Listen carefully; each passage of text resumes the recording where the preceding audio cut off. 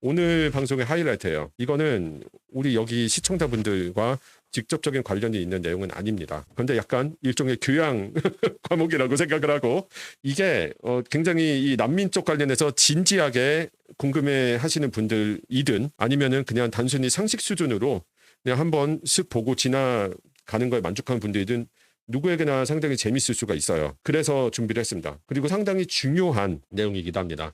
제목만 봐도 보시면은 캐나다 took away his permanent residency after nearly 30 years. 거의 30년 만에 국외 추방 명령이 내려진 거고요. Why this ex-refugee? 슬픈 얘기죠. ex-refugee예요. 전 난민입니다. 더 이상 이제 자격이 없죠. deportation could become a landmark case. 이게 무슨 뜻이냐? 이 분의 국외 추방 명령이 지금 스포일러긴 한데 항소가 들어갔거든요. 그거 결과에 따라서 이 난민법 자체를 뒤흔들 수 있는 그런 결과를 이야기할 수 있습니다. 약간 모르겠어요. 개인적으로 봤을 때는 약간 과장이 들어간 제목이기도 한데 토론토 스타도 먹고 살아야죠. 니콜라스 쿵 기자가 훌륭한 저널리스트긴 한데 조회수 뽑아야죠. 그런데 틀린 말은 아닙니다. 자, 이제 본격적으로 얘기해 볼게요. 로만 슬랩스틱 체코어라 발음이 어려워요. 그냥 로만 씨라고 부르겠습니다. 58세시고요. 이분이 이 기사의 주인공입니다. 이분은요 체코 국적자예요. 그런데 집시입니다. 집시는 건데 인종차별적인 용어라고 해서 요즘 안 써요. 이해를 쉽게 하기 위해서 쓴 거고요. 로마니 피플이라고 합니다. 로마니족. 그래서 로마니족이라고 하는데 로마니계 체코인입니다. 유럽 전역에 상당히 많죠. 이 로마니족이. 특히 중부 유럽, 동유럽 쪽엔 더 많습니다. 1997년에 입국을 해서 캐나다에서 난민 인정을 받았고요. 98년에 받았어요. 난민 인정을. 그리고 99년에 영주권을 취득을 했고 그래서 97년부터 올해 아직도 이제 출국은 안 했기 때문에 아직도 체류 중인데 29년째 캐나다 거주를 하고 있었는데 갑자기 국외 추방 명령이 일어났습니다. 이게 무슨 범죄 같은 거였으면 이렇게 큰 뉴스가 되지 않았을 거예요. 범죄를 저질러서 국외 추방 명령을 받은 게 아닙니다. 어떤 상황인지 보도록 할게요. 이분이 어떻게 난민이 됐는지부터 얘기해 볼게요. 원래 체코 국적자죠. 체코에 살았었는데 90년대 말은 정말 혼란한 시기였어요. 다 기억하실 겁니다. 여러 가지로 혼란스러운 시기였는데 그 동유럽 쪽에 참 네오나치들이 그때 한창 늘던 시기였어요. 보통 이제 스킨헤드라고 해가지고 이 스킨헤드들이 상당히 또 일종의 액티비스트였습니다. 정말 액티브하게 약간 혐오 범죄나 인종차별을 많이 하던 사람들인데 로마니 계열 시민들에게 폭력 행사를 굉장히 많이 했어요. 체코에서. 그래서 이 사람이 이 로만 씨가 체코를 탈출해서 97년에 캐나다 들어와서 난민 신청을 했고 난민 인정을 받았습니다. 그래서 PR을 99년에 받았는데요. 여기서 법 얘기를 간단하게 할게요. 캐나다 이민 난민보호법 어파라고 하거든요. IRPA. 그거에 96조가요. 협약 난민 관련 내용입니다. 컨벤션 레퓨지인데 이게 왜 컨벤션 레퓨지냐고 하면은 UN 있죠. UN 난민기구 UNHCR이라고 하는데 거기에서 1951년에 작성을 한 그 협약이 있어요. 난민 관련. 그거를 그대로 복사 붙여넣기를 한 거예요. 그러니까 UN 회원국은 전부 다 이 법을 지켜야 되는 그런 상황이거든요. 그래서 아예 캐나다는 이걸 법으로 박아놨는데요. 5가지 사유 중에 하나로 인해서 심각하게 박해를 당할 수 있다는 합리적인 공포를 이 난민 신청자가 가지고 있다는 게 인정이 되면요. 그래서 본국으로 돌아갈 수가 없다. 본국에서 살 수가 없다는 게 인정이 되면은 난민 자격이 인정이 되고 PR을 받을 수 있게 되거든요. 그리고 지원도 받게 되고. 근데 그 5가지 사유가 뭐냐? 인종, 종교, 국적, 정치적인 의견, 그리고 특정한 사회적 집단의 일원입니다. 이게 5가지 중에 하나가 들어가면 돼요. 종교 때문에 모국에서 박해를 받는 사람들도 있고, 그리고 다인종, 다민족 국가에서는 그 서로 다른 인종, 민족끼리 또 마찰도 많이 일어나죠. 근데 그게 도를 넘으면은 그 피해자 측이 여기에 들어갈 수가 있는 거예요. 그리고 이 로만 씨는 그 로마니 계열 체코 국적자로서 체코에서 폭력을 당하고 그런 것 때문에 공식적으로 나오진 않았지만 아마도 컨벤션 레퓨지 자격으로 인종적으로 자격을 받았을 가능성이 큽니다. 그냥 이거는 AI를 써가지고 보기 쉽게 좀 그렸는데요. 조금 전에 설명드렸던 거 그대로 내용입니다. 그래서 몬트리올로 처음 들어와가지고 난민 신청을 했다고 하더라고요. 그래가지고 IRB에서 심리를 해가지고 승인을 해줬습니다. 그래서 98년에 받았고요. 이분의 인생 역정이 굉장히 스탠다드한 진짜 막말로 두 주먹만 가지고 외국에 들어와서 진짜 빡세게 살아가지고 정착을 성공적으로 한 케이스예요. 볼게요. 어떻게 됐냐. 난민으로 들어와서 98년에 난민 인정을 받았어요. 그리고 몬트리올에서 토론토로 갔습니다. 토론토에서는 처음에는 노숙자 쉘터에서 지내면서 살기 시작을 했는데요. 노숙자 쉘터에서 동생이랑 함께 버티면서 살았고, 일자리를 구해야 되는데 마땅한 일자리가 없어서 그 청소부를 했는데, 문제는 뭐냐면은 고용주가 한 명밖에 자리가 없다. 시급 8불, 그 당시에 98년에. 그래서 그 동생이랑 같이 일을 하면서 2 for 1으로 4불씩 나눠 갖는, 그러니까 1인분 시급을 두 명이 나눠 가져서 둘 다 일을 하면서 시작을 했다고 합니다. 진짜 처절하죠. 그러다가 나중에 이제 아파트로 이사도 했고, 그리고 이 건설 쪽으로 목수로 고용이 돼가지고 그때부터는 좀 제대로 급여도 받고 그러면서 시작을 했죠. 본격적으로. 그래서 일주일에 6일 일을 하고 하루에 10시간씩 일을 한 겁니다. 정말 밑바닥에서 시작을 해서 빡세게 달린 거죠. 그리고 나중에 정확히 몇 년인지 까먹었는데 2000년대 초에 가족들 초청을 해가지고 가족들도 이제 다 함께 PR이 돼서 영주권자가 돼서 살게 됐고요. 24년 동안 일을 하면서 이제 허리도 안 좋아지고 지금 많이 이제 힘들어졌죠. 근데 진짜 열심히 살았어요. 일주일에 6일 일을 하고, 기사에 따르면은 휴가도 안 갔다고 해요. 유일하게 딱 한 번 간 게 그 뉴욕주 버팔로 있죠. 나이아가라 폭포 넘어가면은 멀지 않은 곳에 있는 그 도시에 테마파크 가서 놀고 온 거 3일 동안. 그게 끝이었다고 합니다. 진짜 힘들게 사셨어요.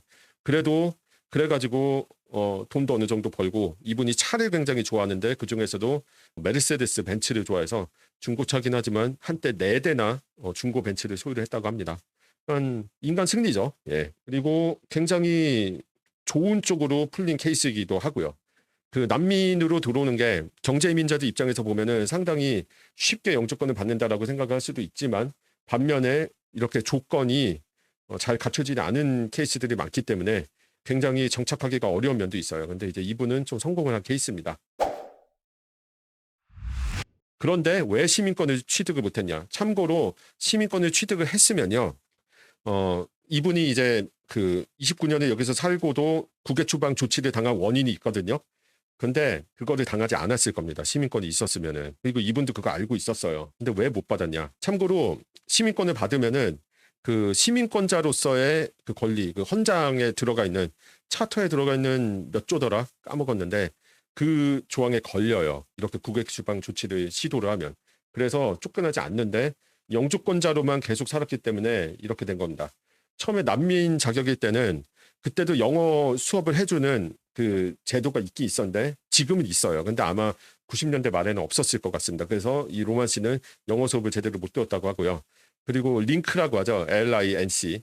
그 정부에서 무료로 운영을 하는 영어 교육 클래스가 있는데 그거는 PR 이상만 가능합니다. 그리고 이건 약간 여담이긴 하지만 쿠엣 비자 있죠. 그 우크라이나인 특별 비자 피난민들, 그 사람들 같은 경우에는 특별 조치로 링크 수업을 받을 수 있었어요. 이거는 좀 잣다리 얘기입니다. 아무튼 그래서 난민 자격일 때는 영어 공부를 그래서 못했고, 그리고 PR이 되고 직업 잡고 나서는 아까 말씀드렸듯이 일주일 6일 건설업계에서 10시간 동안 목수로 일을 하다 보니까 또 공부를 하기가 쉽지 않았죠. 그리고 살면서 일을 하면서 영어를 자연스럽게 배운 게 있긴 하지만 아카데믹하지가 않죠. 이거는. 그러다 보니까 아마 IELTS가 됐든 셀피비 됐든 쉽지 않았을 거다. 물론 장벽이 높진 않습니다. CLB 4만 받으면 돼요. 레벨 4만 받으면 되는데 그거를 29년 동안 못 받으신 거예요. 55세가 되면은 그나마 이것도 면제가 되거든요. 근데 애석하게도 이분은 지금 58세고 55세 그 시험 면제 자격이 주어진 해는 2023년인데 그 전에 이미 이 국외 추방 관련돼서 문제가 생기는 바람에 기회를 놓친 겁니다. 참 꼬이려면은 진짜 이렇게도 꼬일 수가 있는 거예요. 그래서 왜 이분이 국외 추방 조치가 됐느냐? 이 부분이 또 재밌습니다. 아까 말씀드렸듯이 98년에 난민으로서 보호를 받게 됐고 99년에 영주권을 취득했다. 근데 문제가 된 게 뭐냐면은 그 이후에 PR이 되고 나서 체코를 여러 번 갔어요. 이 난민의 개념이 뭐냐면은 나의 모국에서 나를 보호를 해주지 않는다. 나는 박해를 받고 있는데 어떤 이유가 됐든 박해를 받고 살고 있고 굉장히 삶이 힘든데 국가에서 나를 보호를 해주지 못하고 있다. 그래서 캐나다가 됐든 다른 나라가 됐든 뭐 미국이 됐든 어디가 됐든 난민 신청하는 대상 국가한테 저를 대신 보호해 주세요. 서로게이트 프로텍션이라고 하거든요.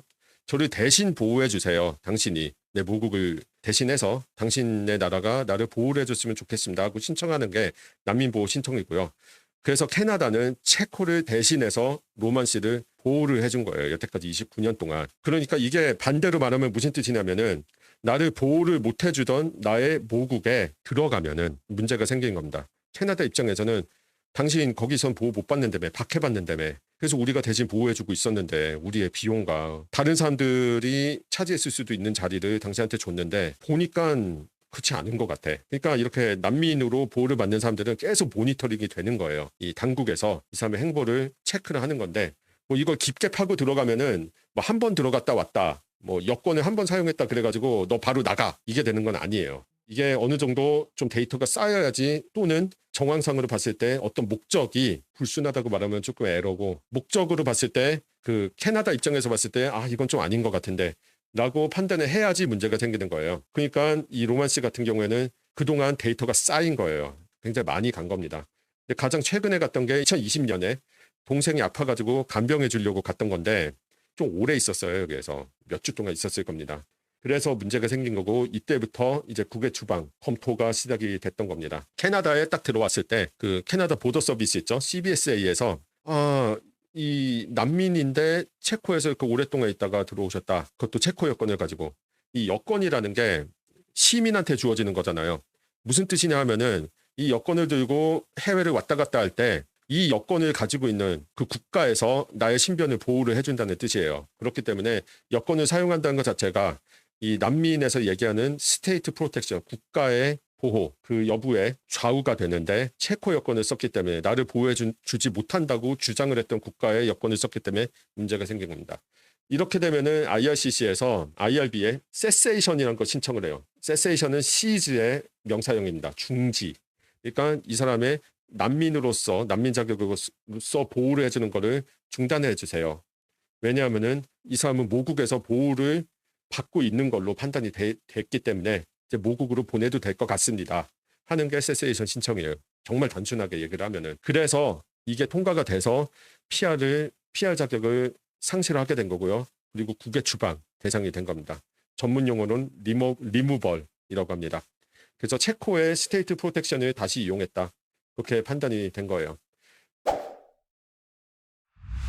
그런데 이게 아직 끝나지가 않았습니다. 이게 연방 법원까지 가서 패소가 됐기 때문에 지금 나가야 되는 상황이 됐긴 했는데 중요한 법적 쟁점이 있어가지고 또 항소가 또 들어갔고요.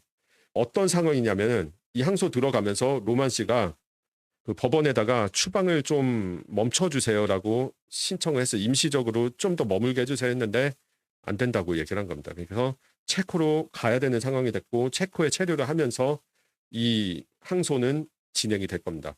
이게 뭐 어느 쪽이 이길지 모르겠지만 로만 씨가 만약에 이긴다면은 이게 굉장히 좀 파장이 클 거예요. 왜냐하면 이 항소가 여기에는 자세히 나와 있지 않은데 다음 페이지에 제가 넣었나? 안 넣었네. 그냥 구두로 말씀드릴게요. 이게 그 헌법 쪽을 건드렸습니다. 그러니까 이 로만 씨가 나가게 된 게 캐나다 정부에서 나가라고 조치한 게 위헌이다. 헌법에 위배되는 부분이다라는 그런 식으로 지금 항소를 건 상태라서 만약에 이게 그런 걸로 판명이 들면은 이게 선례가 되는 거죠. 판례가 돼버리는 거고 이것과 유사한 케이스에 세세이션 대상이 된 다른 난민들도 굉장히 영향을 크게 받을 겁니다. 그래서 아마 토론토 스타의 니콜라스 콩 기자는 이게 되게 중요하다고 생각을 해서 기사를 굉장히 자세히 쓴 것 같아요. 참고로 이 페데럴 코트에서 판사가 판결을 내리면서 한 얘기가 있어요. 여기 이제 안 나와 있고 기사에는 나와 있는데 감정적으로 봤을 때는 인간적으로 봤을 때는 굉장히 안타까운 케이스다. 그런데 법원은 그 인간적인 거를 생각을 해가지고 그거를 감안을 해서 판결을 내리는 기관이 아니다. 기본적으로 법에 의거해가지고 가야 되는 거고 지금 이 로만 씨의 법적인 상황을 봤을 때는 크게 하자가 없는 것 같아요. 국외 추방 조치를 내린 게. 그래서 지금 이 상황이 된 거예요. 참고로 로만 씨의 가족들은 추방을 당하지 않습니다. 왜냐하면은 난민 신청을 직접 해가지고 PR을 받은 것도 아니고요. 가족 그 패밀리 클래스로 들어온 사람들이기 때문에 PR 상태가 유지가 되는 거고 로만 씨 혼자 가는 거고 기사에 따르면은 체코에 있던 기존의 가족들은 다 돌아가셨다고 하더라고요. 그러니까 58세 나이에 혼자 가서 소수 민족으로서 버텨야 되는 상황이 된 거고 인간적으로 봤을 땐 굉장히 안타까운 상황입니다. 체코가 97년보다는 훨씬 나아졌죠. 그때는 상당히 야만의 시대였기 때문에 훨씬 나아지긴 했는데 그렇다고 해서 로마니 피플에 대해서 시선이 확 나아졌냐 하면은 그렇진 않고요. 참 안타까운 얘기지만 체코가 제노포비아가 상당히 심한 국가 중에 하나인 걸로 좀 유명해요. 고생 좀 하실 겁니다. 마지막으로 이거는 진짜 간단하게 정리를 한 거예요. 오늘 이 난민 관련해서 얘기한 것들 법적 관련된 내용들인데 엄청나게 복잡합니다.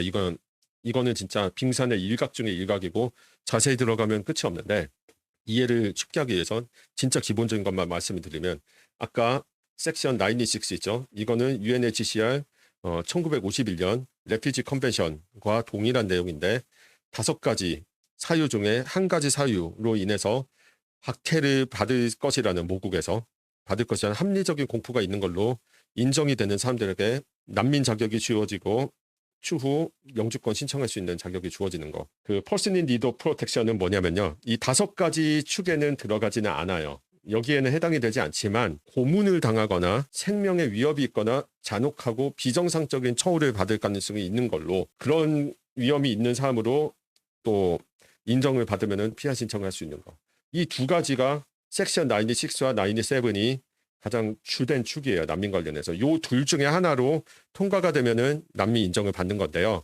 이게 무지하게 빡세요. 이 밑으로 들어가면은 이게 그냥 신청했다고 쉽게 주는 게 아닙니다. 지금 난민 제도의 문제가 뭐냐면은 다들 아실 거예요. 캐나다 이민 문호가 좁아지면서 막 스터디 퍼미션이 워크 퍼미션이 끝난 사람들이 그냥 무지성으로 눈 감고 무조건 난민 신청을 해서 망면 신청을 해가지고 백로그가 많이 걸린 게 문제지. 요 심사 이 시스템 자체가 뭐 결함이 되게 심해가지고 문제가 된 건 아니거든요. 사실 이건 예전부터도 존재를 하던 거고요. 좀 깊게 들어가면 복잡하긴 한데 상당히 리저너블합니다. 그리고 세세이션과 베케이션. 세세이션은 아까 말씀드렸죠. 스테이트 프로텍션을 그러니까 모국의 국가 보호를 못 받고 오히려 자기 모국에서 박해를 받는 사람들이 캐나다한테 저를 모국을 대신해서 대신 제 신변을 보호해 주세요 하고 신청을 하는 게 그래서 인정을 받는 게 난민인데 모국의 보호를 다시 받기 시작하네. 문제가 없어 보이네. 그랬을 때 정부에서 IRCC에서 신청을 해가지고 국외 추방 조치를 내려주세요 하고 신청한 게 세세이션이고요. 베케이션은 뭐냐면 휴가가 아닙니다. 베케이트의 명사형이에요. 휴가가 아닙니다. 방빼 하는 겁니다. 방빼면은 이게 무슨 상황이냐면은 이거는 세세이션이랑 차이가 좀 커요. 결과는 똑같은데 이거는 뭐냐면은 막말로 구라를 친 게 걸렸을 때입니다. 예. 난민 자격이 안 되는 사람인데 나 모국에서 박해 심하게 받았다. 막 이런 것들 가라로 서류 짜고 기록 만들어 가지고 신청해서 통과가 됐는데 나중에 알고 봤더니 아니더라. 미스레프레젠테이션이죠. 쉽게 말하면. 그랬을 때 내려진 게 베케이션입니다.